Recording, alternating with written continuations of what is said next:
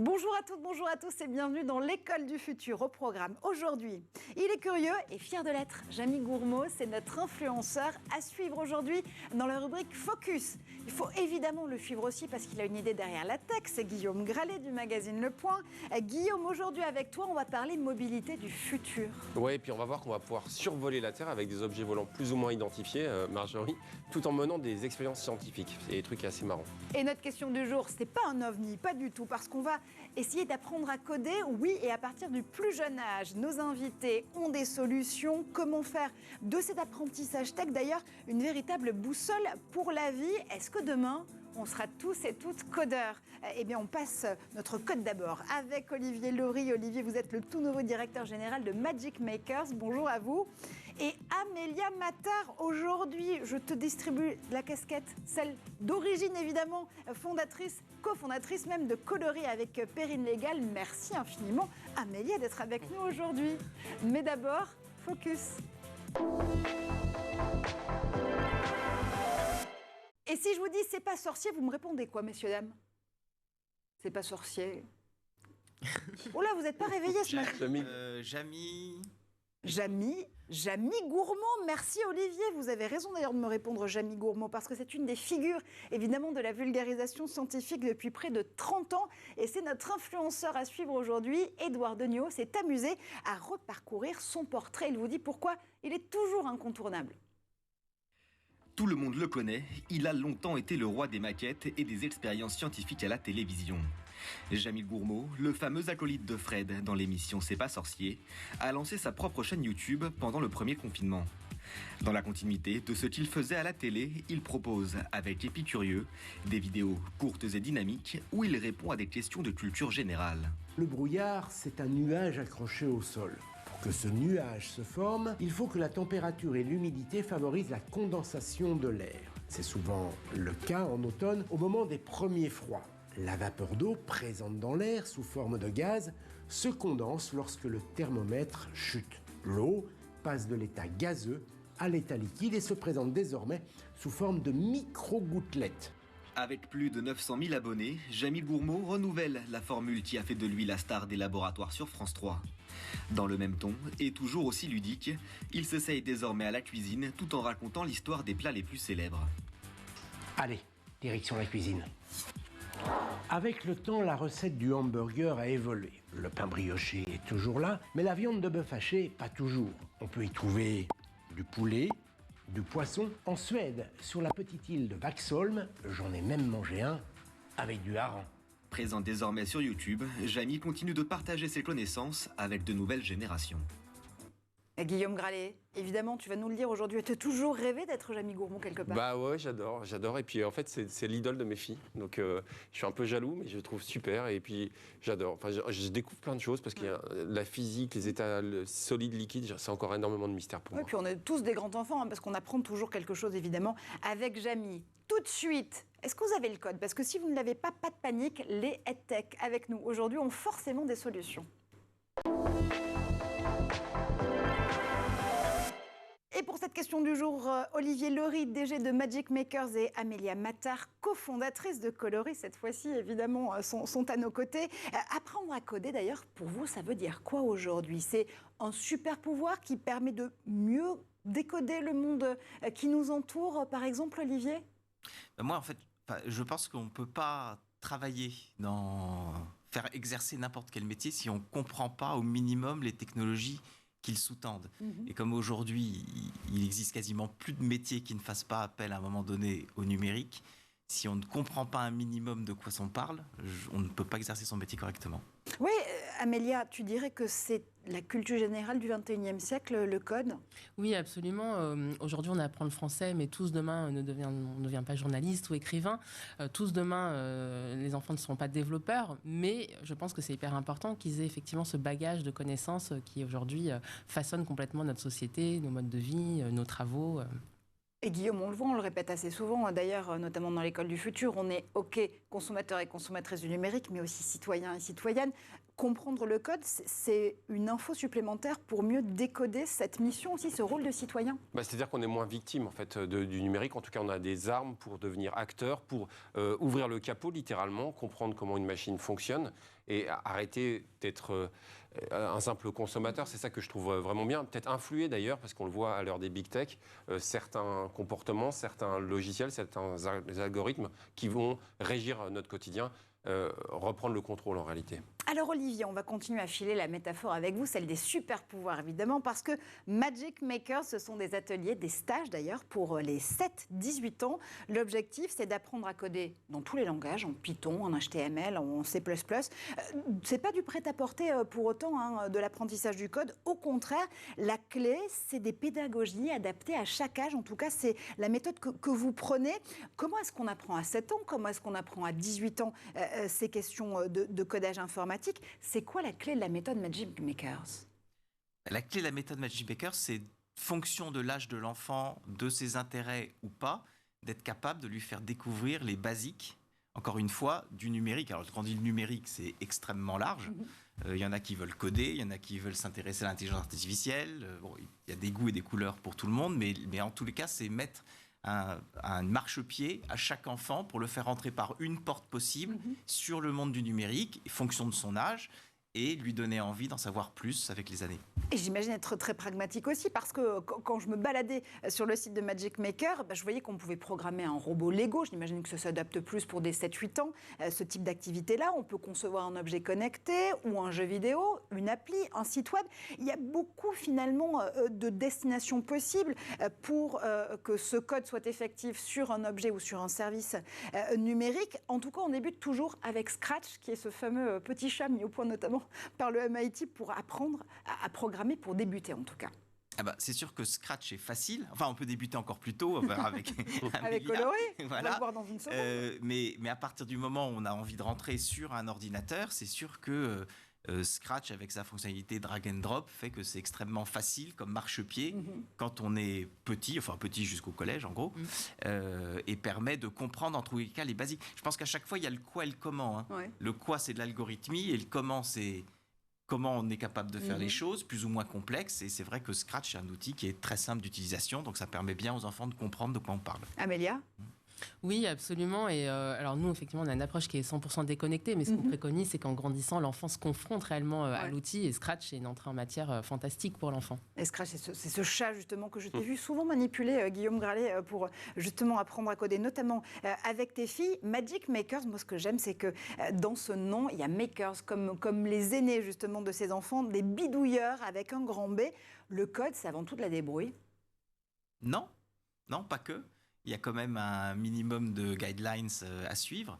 Mais derrière, c'est très important aussi d'apprendre par soi-même. Et c'est ça, je pense, la différence entre une activité comme le code ou le français ou les maths, où là, on ne peut pas vraiment se débrouiller tout seul en français et en maths. On a besoin de cadres beaucoup plus serrés. Mais là, le numérique, justement, enfin le code permet, avec un minimum de concepts au début, que les enfants auto-apprennent et se challengent eux-mêmes. Donc c'est ça l'intérêt de cette activité. Ce qui est vachement sympa avec Scratch, ce que je trouve, c'est qu'on a le résultat immédiatement. C'est-à-dire qu'on va bouger certaines fonctions et on voit le chat s'agiter dans un sens ou dans un autre. Et l'immédiateté du résultat fait que forcément, on se dit qu'on peut continuer à progresser au fur et à mesure.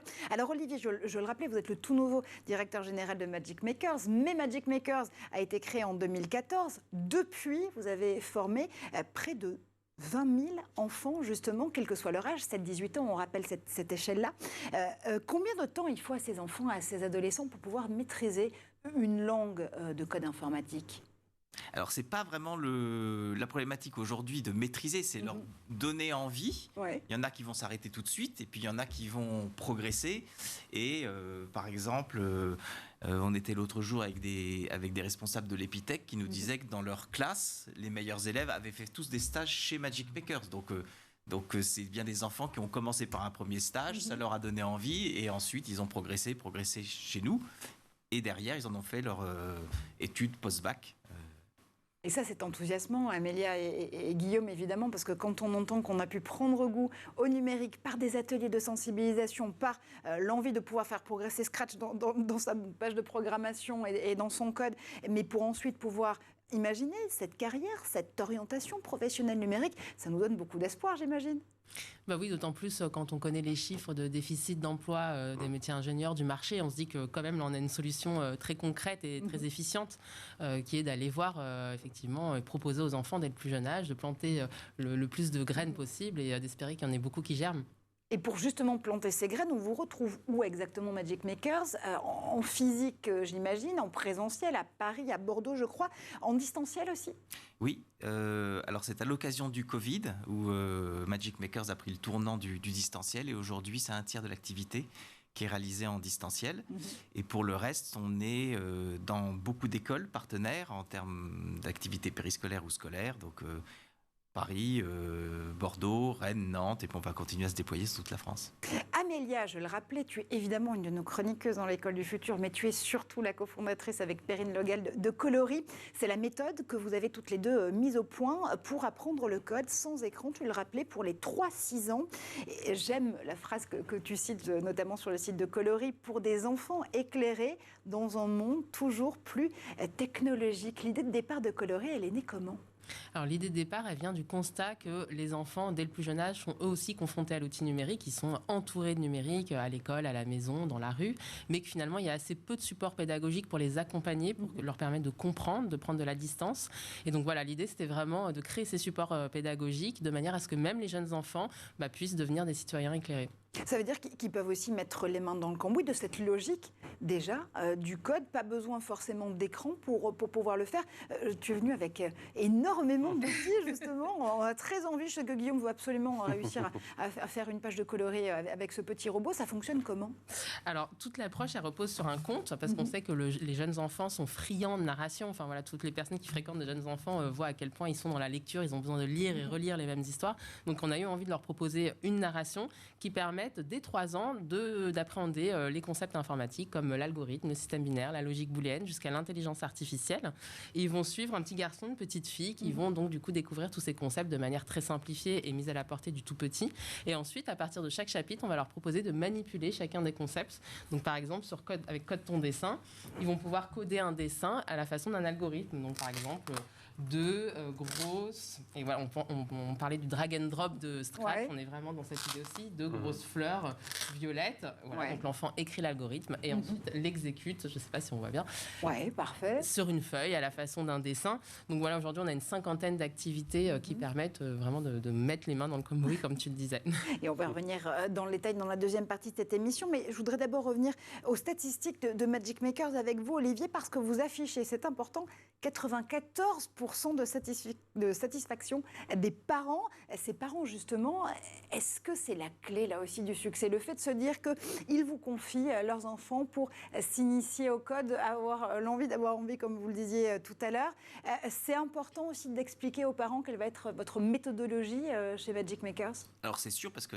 c'est dès qu'on s'adresse aux mineurs, on a quand même une responsabilité, et donc il faut convaincre les parents et les rassurer sur l'activité qu'ils font faire à leurs enfants, puis aussi qu'ils payent. Donc à partir du moment où ils payent, il faut tout de même assurer une qualité en retour.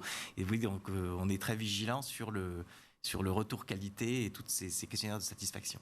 Voilà. Là aussi, c'est important pour toi, Amélia, quand vous mettez au point Coloris, ça peut être en accompagnement d'ateliers périscolaires ou en accompagnement de classes et de parcours pédagogiques, là aussi, que les adultes soient toujours... embarqués dans cette équation ? Oui, absolument. Et nous, de plus en plus, on se tourne vers la formation des équipes éducatives des villes, donc tout ce qui est animateur de centres de loisirs notamment. Et on s'aperçoit qu'en les formant aux ateliers Coloris qui vont déployer ensuite auprès des enfants, en fait, on les forme eux-mêmes au numérique, parce que ce sont parfois des populations qui sont aussi éloignées de ces sujets, enfin, ou du moins qui appréhendent parfois d'être confrontées à ces sujets. Et donc voilà, c'est une entrée très douce vers le numérique. Et parfois, il y en a qui vont beaucoup plus loin, qui du coup découvrent presque une vocation. Et les experts justement qui accompagnent les enfants de Magic Makers, ce sont qui exactement ? Ce sont des professionnels ? Nos animateurs sont tous des personnes qui à la fois sont bons en informatique pour animer les ateliers qu'ils animent, et puis qui ont un côté pédagogue pour être capable d'encadrer des enfants, soit très petits, soit collégiens, soit lycéens. Mais pour revenir sur votre question d'avant, en fait, c'est ça, une évolution qu'on va amener chez Magic Makers. C'est qu'aujourd'hui, on était plutôt sur une activité loisir, et qu'on est justement en train de faire évoluer l'offre pour aussi adresser l'activité qui correspond à je commence à avoir une idée de ce que je veux faire après le baccalauréat. Ouais. Et parce qu'il y a personne qui fait ça vraiment en France, pour capable donc de préparer les enfants à des métiers qui requièrent vraiment une bonne connaissance du numérique, que ce soit aussi bien je veux devenir codeur, animateur, que un spécialiste d'intelligence artificielle ou des choses comme ce type-là. Et c'est vraiment dans ça qu'on est en train de rentrer pour que projeter les parents, justement, parler des parents sur leurs enfants, quand ceux-ci, vers le milieu du collège, commencent à se dire « Tiens, j'aimerais bien faire tel genre d'études post-bac ». Et ce qui est absolument crucial, parce qu'on l'a souvent examiné sur le plateau de l'École du Futur, ici sur School TV, parfois, les biais, justement, sur certaines professions, notamment du numérique, viennent des parents. Donc, c'est important aussi de leur montrer l'univers des possibles que leur enfant va pouvoir aborder en fonction de son appétence à pouvoir parler d'intelligence artificielle, se sensibiliser au code. En effet, allez, je voulais quand même vous emmener tous les trois, même avec Guillaume, sur la grande question du moment, parce qu'Olivier, vous allez nous quitter à la fin de cette première partie d'émission, parce que vous avez un emploi du temps très chargé. C'est quand même cette question du moment. On n'a juré que par le code informatique il y a encore quelques saisons, mais aujourd'hui, la tendance semble changer, puisqu'il y a un véritable essor du no-code et du low-code qui pose la question de l'utilité d'apprendre à programmer. C'est quoi pour vous ? C'est une mode en plus, le no-code et le low-code, Amélia ? Non, pour moi, c'est une brique en plus, mais qui ne vient pas forcément supplanter l'existant, mais qui vient l'augmenter, permettre à des personnes qui sont aujourd'hui pas expertes de ces sujets de débuter, de commencer à mettre en place des premiers outils, des premiers prototypes. Mais voilà, je pense qu'on a encore un bel avenir pour les développeurs et les développeuses. Ça peut être un outil de sensibilisation, le no-code, avant même de se tourner vers le code. Le même parallèle que la voiture sans permis par rapport à la voiture. La voiture sans permis, elle ne va pas aller aussi vite. Le coffre, en général, est plus petit. On ne peut pas aller sur l'autoroute, mais c'est très bien pour un usage de débutant. Et puis après, on est obligé de passer de son permis et passer des voitures. Donc c'est exactement ce que disait Amélia. C'est une porte d'entrée parce que c'est simple, mais ça ne remet pas en cause l'algorithmie derrière. C'est-à-dire que pour se servir de ces outils low-code, no-code, il faut quand même comprendre les basiques de l'algorithmie. Et une fois qu'on veut faire des choses plus complexes, il faut en sortir et passer sur des outils plus complexes qui permettent de faire des choses plus complexes. Je sens qu'Erwan Kayser de Contournement.io et que Francis Lelong d'Allegria Tech auraient des choses à vous rétorquer en la matière. Mais ce sera peut-être pour un autre épisode de l'École du Futur. En tout cas, ce qu'on comprend bien avec vous, tous les deux et même tous les trois, avec Guillaume, c'est que cet apprentissage du code chez les enfants, chez les tout-petits ou les enfants et les adolescents, c'est avant tout se former à un état d'esprit, appréhender avec agilité le monde qui vient. C'est ça, Amélia ? Oui, absolument. C'est avoir un peu tous les outils nécessaires pour pouvoir évoluer, pour pouvoir comprendre, pour pouvoir décrypter, pour pouvoir créer dans le monde d'aujourd'hui. Olivier, le mot de la fin avec vous, de cette première partie en tout cas. Le mot de la fin, c'est que c'est fondamental, encore une fois. Mais c'est ce que vous disiez, moi j'ai terminé mes études au MIT, donc c'est ce que nous disait le Dean il y a 30 ans, c'est vous ne pouvez pas faire votre métier correctement si vous ne comprenez pas au minimum la technologie. On ne vous demande pas de la faire, il faut la comprendre. Et c'est tout ce qu'on essaye de faire, de 0 quasiment jusqu'à 18 ans, c'est faire comprendre aux enfants qui demain seront sur le marché du travail, qui ne peuvent pas s'en sortir, s'ils ne comprennent pas en quoi le numérique les aide dans leur travail, en quoi ça peut faciliter des choses et permettre d'innover. Voilà.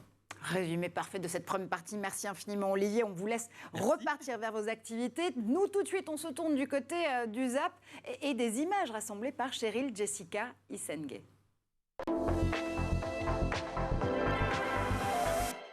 Et ces images, on les regarde tout de suite. All right, whenever you're ready.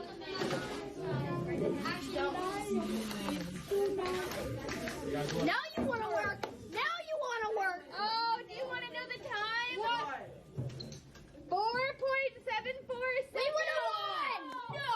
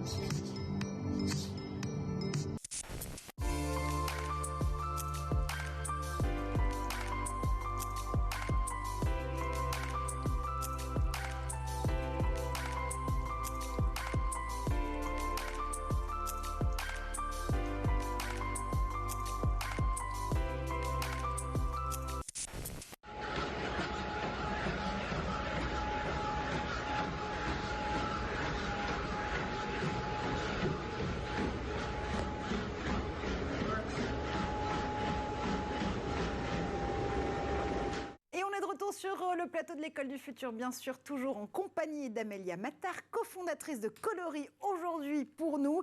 Et Guillaume Gralet, évidemment, qui a une idée derrière la tête. Dans un instant, on continue justement à parler de l'apprentissage du code informatique chez les enfants. Pourquoi ça devient une véritable boussole pour mieux comprendre et appréhender le monde. Mais d'abord, Guillaume a une autre boussole, c'est de la mobilité.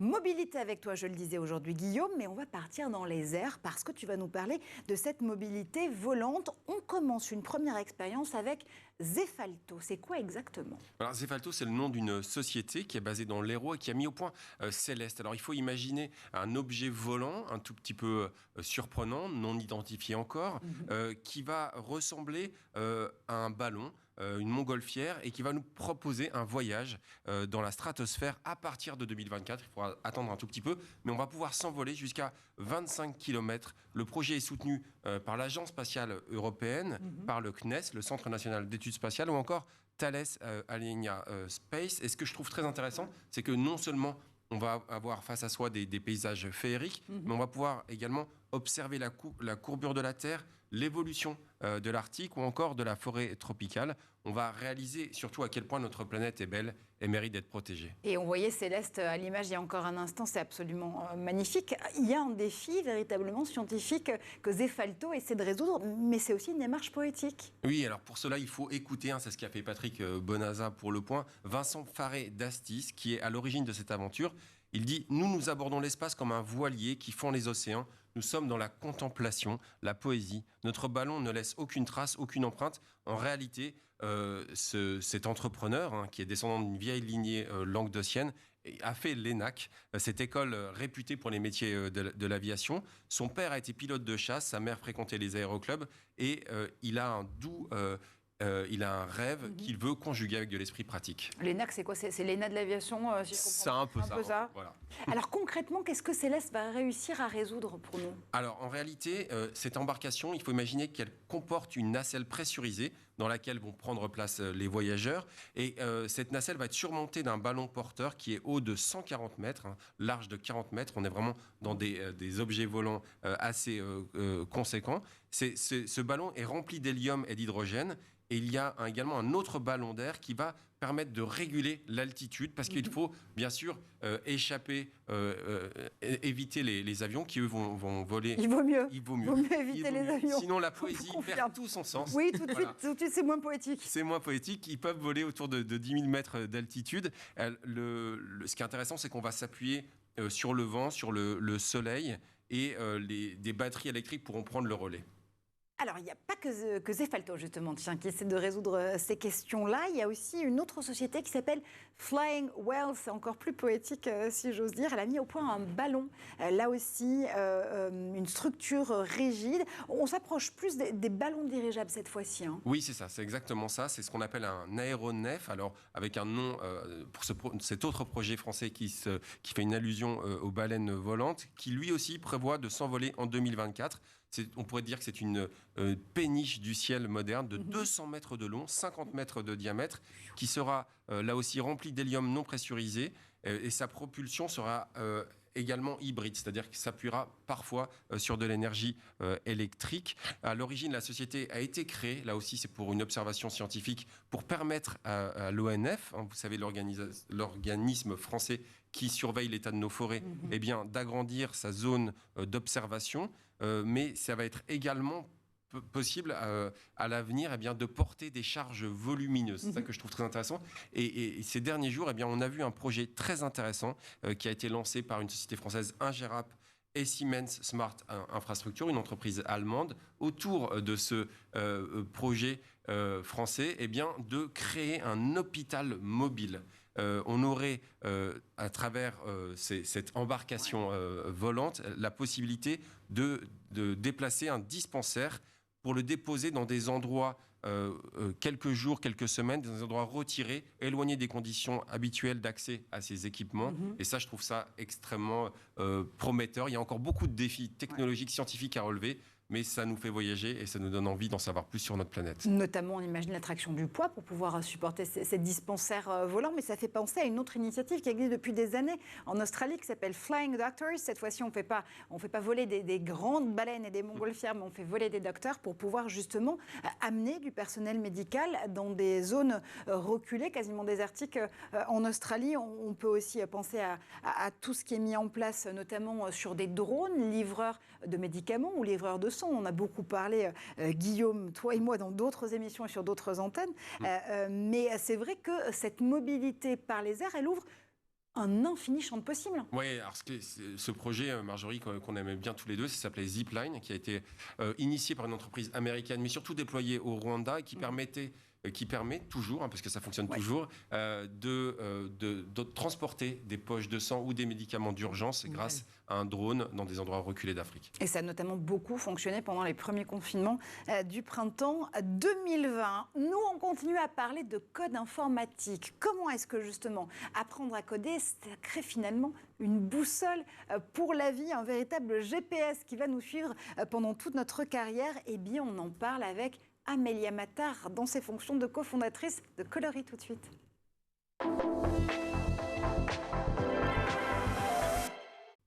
Et Amélia, la méthode, notamment Coloris, on le voyait tout à l'heure avec toi, c'est d'apprendre à coder dès 3 ans, mais parfois on peut rétorquer le fait qu'il y a peut-être d'autres matières à apprendre, d'autres savoirs à assimiler d'abord à 3 ans, entre 3 et 6 ans. Finalement, toi, tu nous dis que non, c'est des compétences qui vont pouvoir s'alimenter les unes et les autres. Oui, bien sûr, tout ça, c'est complémentaire. On voit une grande porosité entre les disciplines. Et typiquement, quand un enfant entre dans un atelier coloris, il fait de la numération, il fait du repérage dans l'espace, il acquiert du vocabulaire, il découvre des histoires. Donc, quelque part, effectivement, on participe pleinement à ces besoins fondamentaux de développement qui sont ceux d'un enfant de 3 ans. Et je vais citer ton idole, d'ailleurs, en la matière. Ça va compléter, là aussi, cette réponse. N'élevons pas nos enfants pour le monde d'aujourd'hui. Ce monde n'existera plus lorsqu'ils seront grands. Apprenons-leur à s'adapter. C'est ça avant tout la méthode Coloris, c'est le fait de se dire que ça nous donne un canevas pour pouvoir s'adapter à toutes les situations. Oui, ce que voulait dire Maria Montessori, je crois, à travers cette citation, c'est que l'enfant doit être doté de certaines compétences pour pouvoir grandir sereinement, évoluer sereinement dans notre société. Et parmi ces compétences, aujourd'hui, je pense qu'il y a effectivement celle de la technologie. Enfin, voilà, je pense que je prêche des convaincus quand je dis que la technologie aujourd'hui façonne complètement nos sociétés, nos modes de communication, notre justice, notre médecine, et que nos enfants, eux aussi, sont confrontés à tous ces outils et donc ils méritent, eux aussi, d'être éduqués à ces sujets. Pourquoi est-ce que cette approche Montessori, dont on entend évidemment beaucoup parler depuis de très nombreuses années, puisqu'il y a des écoles Montessori en bonne et due forme, elle s'approprie particulièrement bien à l'apprentissage du code sans écran? Alors, Montessori, c'est un certain nombre de principes, effectivement, qui sont particulièrement bien adaptés aux petits enfants. Et j'ai envie de dire, ça s'adapte à l'apprentissage du code, mais ça s'adapte à tout apprentissage. On peut même l'élargir à toutes les disciplines qu'on a envie de transmettre aux jeunes enfants. Nous, ce qu'on retient parmi les nombreux principes, je ne vais pas tout expliquer ce matin, mais il y a notamment cette idée de libre choix. Par exemple, dans nos ateliers, l'enfant va pouvoir librement choisir son activité parmi plusieurs activités. Et on sait que cette liberté de choix déclenche la motivation endogène chez l'enfant. Donc, cette motivation qui vraiment le pousse à aller très très loin, cette motivation qui rend son travail très enthousiaste, où il se sent vraiment investi, engagé dans la tâche. On va également choisir du matériel qui est attrayant, on va avoir une attention très spécifique sur le matériel, sur le fait qu'il puisse être autocorrecteur aussi, donc que l'enfant puisse se corriger seul, sans avoir à faire appel à l'adulte, l'adulte ne va pas avoir ce rôle justement de sanction, de repérage des erreurs. L'enfant va être autonome dans la complétion de son activité coloris. C'est avant tout ça, c'est donc apprendre l'autonomie dès le plus jeune âge pour pouvoir savoir s'auto-évaluer aussi et faire que l'adulte reprenne une position de référent et non pas de censeur, si je t'entends bien. Oui, absolument. Nous, on a vraiment veillé à ce que la formation des adultes animateurs coloris intègre bien ces aspects-là. L'adulte est avant tout un observateur des besoins de chaque enfant et va pouvoir proposer à chacun des enfants du groupe l'activité qui sera le plus adaptée et se mettre en retrait et effectivement ne pas venir intervenir à mauvais escient. On en parlait tout à l'heure, notamment avec Olivier Lery pour Magic Maker. Il y a aussi cette idée de se dire qu'apprendre de pair à pair, vraiment entre enfants. Ça permet aussi de faire avancer les propositions, la créativité. C'est la même chose entre 3 et 6 ans. Là aussi, on peut se dire qu'on peut faire travailler ces enfants en équipe. Alors, ce que disait Maria Montessori, c'est qu'avant 6 ans, l'enfant est un embryon social, c'est-à-dire qu'il va vers effectivement la sociabilisation, mais que c'est parfois un peu compliqué pour lui. Effectivement, on observe que c'est des âges où voilà, le partage, la collectivité n'est pas forcément évidente. Donc nous, on va effectivement vers des moments de collectif, des moments, par exemple, où on va lire l'histoire ensemble, on va chanter des comptines ensemble, des comptines liées au numérique toujours.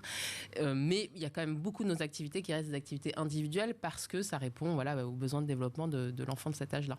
Et alors la question évidemment que tout le monde se pose, puisqu'on le disait, Coloris, c'est vraiment cette méthode d'apprentissage du code, de familiarisation à la pensée, même du code informatique pour les 3-6 ans, oui, mais sans écran. Alors l'algorithmie, c'est mieux avec ou sans les écrans ? Alors je pense, la vraie réponse c'est les deux. Je dirais que c'est quand même bien de toujours débuter sans écran et d'autant plus quand on s'adresse à de si jeunes enfants. Alors on n'est pas du tout dans une diabolisation de l'écran. Il y a beaucoup d'applications qui sont très intéressantes. Voilà, dès lors qu'on choisit le contenu, on peut aussi avoir des choses vraiment très pertinentes sur écran. Nous on a fait le choix voilà, de revenir à cette idée de sensorialité aussi, de manipulation dont ont besoin les jeunes enfants. Mais après, c'est hyper intéressant justement de poursuivre avec des ateliers chez Magic Makers où là, on est plus confronté à l'écran et on va pouvoir du coup mettre en pratique ce qu'on a manipulé dès ces premières années, quoi. Et c'est vrai, Guillaume, que cette question des écrans, elle est récurrente, évidemment, dans le numérique, même chez les enfants, des milliardaires de la tech. Elon Musk en première ligne. Oui, alors j'ai envie de pas trop les plaindre aujourd'hui, parce qu'effectivement, ces milliardaires, qui souvent ont beaucoup de mérite, mais ont les moyens justement de les protéger des écrans. Et on voit qu'il y a certaines écoles comme la Waldorf School qui accueillent beaucoup d'enfants de très riches, tant mieux pour eux, parce qu'ils l'ont mérité. Mais on va justement les protéger de cette addiction. Et en fait, c'est une double injustice sociale que je trouve très intéressante que vous corrigez, Amélia. Et c'est qu'à la fois, eh bien, le fait les enfants des catégories populaires sont plus victimes parce que voilà, elles n'ont pas forcément toutes les informations de la manière de se défendre de cette addiction des écrans.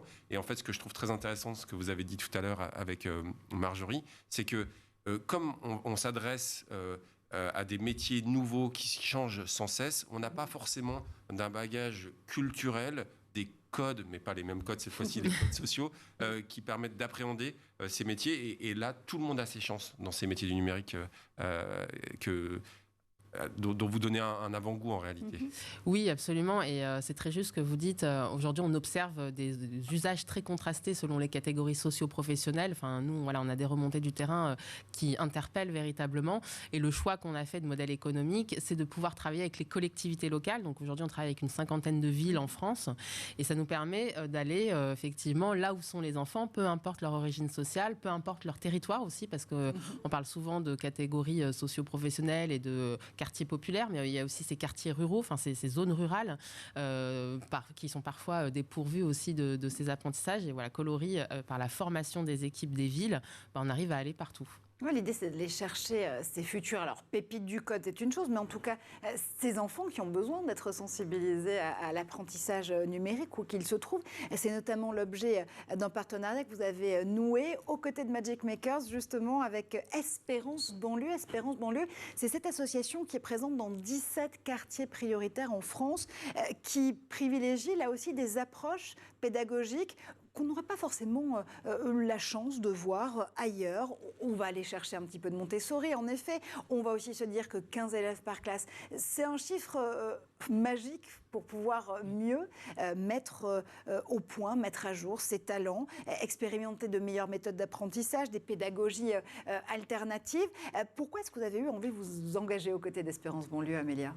Espérance Banlieue, c'est un projet fantastique. Enfin, véritablement, on observe dans ces écoles des enfants, certes, qui apprennent très bien et qui vont très loin dans les apprentissages, mais surtout qui sont très heureux d'aller à l'école. Enfin, et on sait qu'aujourd'hui, quand on a plaisir à faire quelque chose, on excelle. Effectivement, ces écoles sont excellentes et c'est hyper important de ramener l'excellence dans ces territoires-là.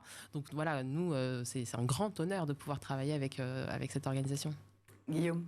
Oui, ça me fait penser aussi à une autre association que vous devez connaître, un Wi-Fi, qui permet justement de s'adresser à tout le monde et de mettre le pied à l'étrier. Donc Ça super.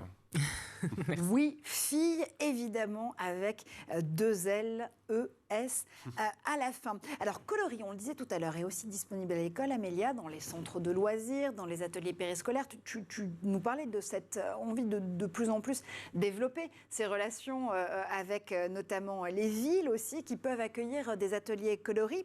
Comment est-ce qu'au quotidien, tu accompagnes les enseignants, les enseignantes dans cette mission d'apprentissage et des bases numériques? Très concrètement, donc aujourd'hui, Coloris, c'est une 50aine d'activités destinées aux enfants, mais ces 50 activités, on les a traduites dans un programme de formation pour les adultes de la communauté éducative. Donc ça peut être des enseignants, des animateurs de centres de loisirs, des bibliothécaires, voilà, toute personne qui est en position à un moment de prendre en charge un groupe d'enfants sur un certain temps. Et les adultes vont suivre une formation qui dure 12 heures, qui leur permet de bien comprendre l'approche Coloris, de s'approprier l'ensemble de nos activités et de déployer en autonomie les ateliers auprès du groupe d'enfants dont ils ont la charge. C'est-à-dire qu'ensuite, ils peuvent, si on est dans l'éducation nationale, dans ce cadre-là, pouvoir le réintégrer dans un parcours pédagogique pour les maternelles? Oui, et c'est hyper intéressant de passer par l'adulte référent de l'enfant, parce qu'il va être le plus à même de se dire, tiens, je vais prendre tel morceau de Coloris, je vais le mettre à tel moment de mon programme, ou le proposer plutôt à tel et tel enfant à tel moment de son parcours scolaire. Et du coup, voilà, il va pouvoir s'approprier pleinement et adapter pleinement notre approche à son contexte. Est-ce que Perrine et toi, ta cofondatrice évidemment chez Coloris, vous avez déjà été surprise par l'inventivité de certains enseignants et enseignantes à se réapproprier les 50 outils que vous mettez à leur disposition? Oui, très clairement, on voit que l'enseignant peut aller très très loin, et c'est ce qu'il fait au fait en quotidien dans toutes les matières. Il s'approprie l'existant et il augmente l'existant, si j'ose dire. Et oui, effectivement, on observe que les enseignants détournent, augmentent nos activités, et on est très content de ça. Guillaume? Oui, mais là je trouve qu'on a fait un grand chemin, parce qu'il y a eu un moment où l'éducation nationale a eu un peu peur de ces méthodes d'apprentissage de pair à pair, ou qui échappaient un petit peu au programme traditionnel. Je me rappelle que les tout premiers cours de code qu'on a pu suivre à Paris, on allait dans un lycée libertaire, c'est-à-dire que c'était un lycée qui échappe au ministère de l'Éducation nationale. Alors bien sûr, maintenant, aujourd'hui, on voit une adoption très grande et très enthousiaste du corps enseignant. Oui, parce qu'aujourd'hui, c'est incontournable, ils en ont bien conscience. Et encore une fois, je pense que débuter dès la maternelle, c'est aussi permettre à ces adultes qui sont parfois frileux, et on peut le comprendre parce que c'est allé très vite, de commencer par une approche très douce. Comme je dis souvent, nous, on apprend à compter jusqu'à 10 en informatique. Donc voilà, dès lors qu'on a dit ça, on lève complètement les freins et les peurs qu'il peut y avoir par rapport au sujet technologique. Ouais, en fait, c'est toujours un peu le même principe. On se dit que, je vais faire une référence à une vieille émission de télévision, mais quand on arrive à faire des vies ma vie, justement à mettre finalement l'autre dans sa perspective et à mieux comprendre ce dont il en retourne, tout de suite ça devient plus simple et ça devient plus clair. Donc finalement, ce que tu fais avec Coloris, parfois c'est mettre les enseignants et les enseignantes dans la peau de ces enfants qui vont pouvoir jouer, jongler avec ce nouveau mindset à acquérir numérique, cette agilité même de la logique du code informatique. Et à partir de ce moment-là, tout le monde comprend que c'est fondamental. Oui, effectivement, nous, dans nos formations, il y a des moments de mise en situation où il y a un adulte qui va faire l'adulte et un autre adulte qui va faire l'enfant. Et effectivement, ils vont pleinement faire les activités, s'approprier les activités, se mettre à la place de l'enfant et du coup, a fortiori, s'approprier l'ensemble de notre programme. Olivier Laudry le citait tout à l'heure en exemple justement chez Magic Makers, le fait d'avoir rencontré récemment un des dirigeants d'Epitech, si je n'ai pas de bêtises, et qui lui disait mais c'est formidable parce qu'aujourd'hui j'ai des étudiants ingénieurs et ingénieurs d'ailleurs au féminin qui ont été sensibilisés au numérique par les ateliers Magic Makers et qui aujourd'hui en veulent réellement en faire leur profession. Le virus du numérique, il faut l'attraper tout petit, il faut tomber dedans. Quand on était petit, Guillaume Gralet, pour pouvoir en faire... Ouais, en tout cas, ça peut aider. Ce qui est sympa, c'est qu'effectivement, on a l'impression que les verrous ont sauté pour reprendre effectivement cette méfiance qu'il y a encore eu il y a quelques années. Là, on voit qu'en fait, l'école n'a pas à avoir peur du numérique, en tout cas de cette approche que je trouve très intéressante et qui peut surprendre. Mais ça a été le cas dans... Le fait qu'il n'y ait pas de prix Nobel d'informatique, par exemple, c'est symptomatique de ce manque de reconnaissance, mais qui est en train d'être corrigé aujourd'hui. C'est ça qui est enthousiasmant. Et vous observez tous les deux, évidemment, aussi ce qui peut se passer à l'étranger, dans d'autres systèmes éducatifs. Comment est-ce que vous voyez cette question de la porosité entre la logique du code, le numérique, évoluer avec l'école maternelle et l'école primaire? Est-ce qu'il y a des pays, ça peut être en Europe, ça peut être dans d'autres territoires, évidemment, du monde, où cette logique s'impose plus facilement?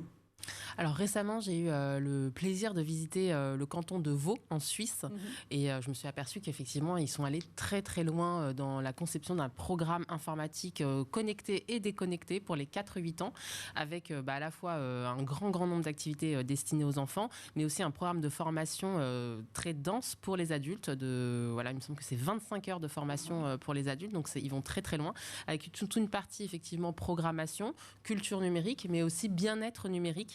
Comment bien utiliser les écrans, on en revient à ce qu'on disait tout à l'heure, quels sont les usages qui sont appropriés, quels sont les usages néfastes, comment l'enfant peut naviguer sereinement entre tous ces écrans. Guillaume? Oui, peut-être regarder un peu du côté de l'Estonie, que tu connais bien, Marjorie. Et là, vous aussi, Guillaume. Voilà. non, mais là, on voit qu'il y a une vraie prise en compte de l'informatique dès le départ pour, avec un seul exemple, la blockchain, pour sécuriser les infrastructures du pays. Et c'est très intéressant. Ouais, quand on parle de l'Estonie, on pense évidemment à la fondation du Saut du Loup, dont un des premiers présidents estoniens, scientifiques et mathématiciens de son État, avait cofondé et a permis du coup de pouvoir proposer de l'apprentissage du code informatique dès l'école primaire, ce qui forcément donnait de l'espoir pour les autres États membres de l'Union européenne pour pouvoir adapter ces pédagogies justement liées au code. Dernière question avec toi, Amélia. Je sais que tu le dis souvent ici, notamment dans l'école du futur, mais pour les femmes et la tech, tout se joue avant 6 ans. Là aussi, l'idée de Coloris, c'est peut-être aussi de pouvoir redonner aux petites filles l'envie de se dire que le code, oui, a priori, ça doit être logique pour elles aussi. Oui, absolument. Alors, tout est possible à tout âge, je tiens à le rappeler. Il n'y a pas de fatalité. En revanche, ce qu'on sait, c'est que le déterminisme de genre se joue très, très tôt. Très tôt, l'enfant intègre à quel genre il appartient et surtout quels sont les comportements qu'on attend de lui et quels sont les intérêts qu'il doit avoir en fonction de son genre. Et il y a plusieurs études qui sont assez intéressantes sur le sujet. Et moi, il y a notamment une étude qui m'a vraiment marquée qui explique qu'à 6 ans, les petites filles se considèrent significativement moins intelligentes que les garçons. Une étude qui est parue dans Science en 2017. Donc on voit bien qu'on a matière à agir très tôt. Et nous, ce qu'on voit, c'est que les filles s'éclatent tout autant que les garçons dans nos ateliers. Enfin voilà, j'ai plein d'exemples, et notamment une petite fille qui était venue me voir à la fin d'un cycle pour me dire « Moi, je serais ingénieure roboticienne », mais pour moi, c'était merveilleux qu'elle puisse déjà se projeter. Et au-delà de l'anecdote, il y a une chercheuse américaine qui fait beaucoup de recherches justement sur l'introduction précoce de la matière scientifique, technologique auprès des filles. Et il s'avère qu'effectivement, plus on s'y prend tôt, plus on crée des vocations auprès de ces populations qui sont cruellement sous-représentées dans les métiers du numérique. Guillaume, c'est pas aux journalistes que je m'adresse, mais c'est au père de 2 incroyables petites filles. Quand tu entends ça, le fait qu'il y ait finalement cette autocensure qui soit ancrée si tôt, à 6 ans, se dire qu'on est significativement moins intelligente qu'un garçon, ça paraît fou. Ça paraît fou, et puis surtout, on a l'impression que si on fait rien, on perd du terrain. En réalité, c'est extrêmement fragile, les acquis. Et puis quand on voit l'histoire de l'informatique, avec Ada Lovelace, par exemple, Brunsi Tekel. Voilà, Holberton, etc. On voit des femmes très importantes, parmi les premières programmeuses, tout ce qui s'est passé à l'ENIAC, lorsque pendant la guerre, au sortir de la guerre, eh bien, c'est injuste en fait. Donc effectivement, il faut corriger ça et il faut changer un peu nos comportements peut-être. Corriger les biais en s'appropriant justement la logique du code, la logique informatique et la logique de l'algorithmie dès le plus jeune âge. Oui, c'est possible. Amélia, évidemment, tu nous l'as prouvé aujourd'hui avec Coloris, la société la start-up d'ailleurs que tu as cofondée avec Perrine Legal. Olivier Laurie, en toute première partie d'émission, nous parlait aussi de Magic Makers. Et puis Guillaume Gralet, évidemment, remet toujours à l'honneur cette logique scientifique, cette logique mathématique et numérique, et puis aussi cette égalité des chances, parce que oui, le code, c'est un booster, figurez-vous, d'égalité pour toutes et tous. Merci infiniment d'avoir été avec nous pour cette émission. Merci à vous de nous avoir suivis. On se retrouve sur tous les réseaux sociaux avec le hashtag l'école du futur et le handle @SchoolTV. On se dit à demain en plateau.